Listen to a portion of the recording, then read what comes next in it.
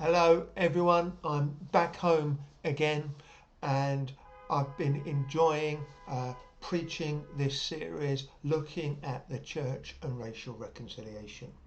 You'll recall 2 weeks ago I started the series with a quote from a veteran civil rights activist from the States, John Perkins, who is in his 90s but has been around a long while, but wrote this just a couple of years ago. There is no institution more equipped and capable of bringing transformation to the cause of racial reconciliation than the church. But we have some hard work to do. And in the first sermon, I looked at why we are equipped and capable of bringing racial reconciliation as a church. This week, I began to focus on the second part of the quote, the hard work that we have to do. And I used the case study of the church in Antioch to make my point. The church in Antioch was the model of a fully integrated church, even to the point of integrated fully in its leadership. And from Antioch, similar churches, integrated, diverse churches were planted across the Mediterranean by Paul and Barnabas. And Paul and Barnabas came back and reported to the church in Antioch all that God had done through them. And they rejoiced at that work of God of diverse, integrated churches being planted. And key to the integration of the church was the fellowship that existed across cultural lines. Meals were a key component of their life together, Jews and Gentiles eating together. But then we hear of an incident where some Jews from Jerusalem came to Antioch, and their arrival caused Peter, Barnabas, and the other Jews to separate out from the Gentiles and no longer eat with them. So Jews and Gentiles, even to the extent of eating together, ate separately. This is Peter, who'd had a vision 3 times from God that all men ought to be seen as equal. Peter, who had then subsequently preached the gospel to Cornelius, the first Gentile convert. Peter, who had persuaded the church, the Jews there, that Gentiles ought to be integrated. Even Peter was led astray.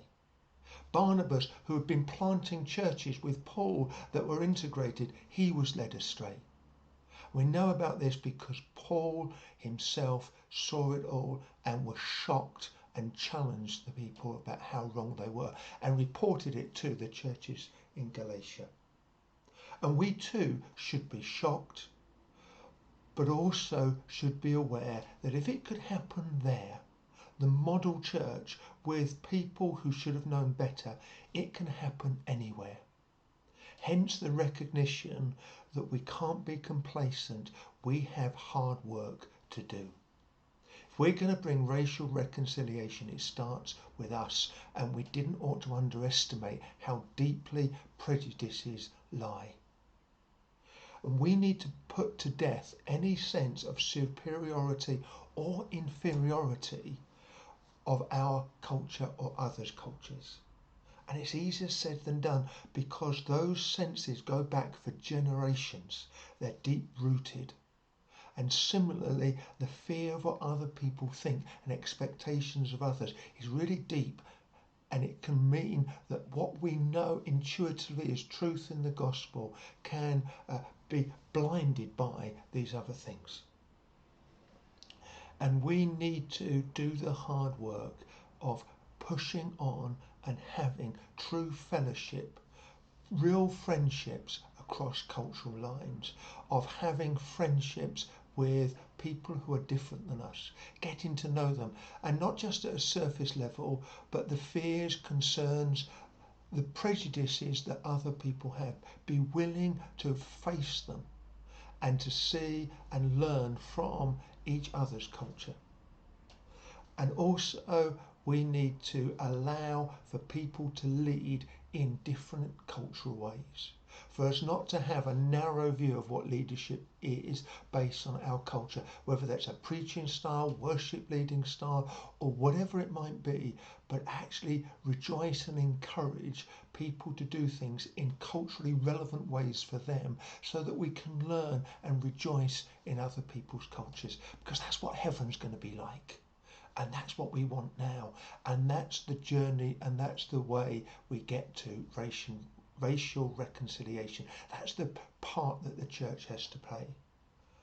But let's not underestimate the hard work that we have to do, whether we're from the majority culture or the minority culture. Let's understand and recognise it doesn't just happen. We have to fight for it.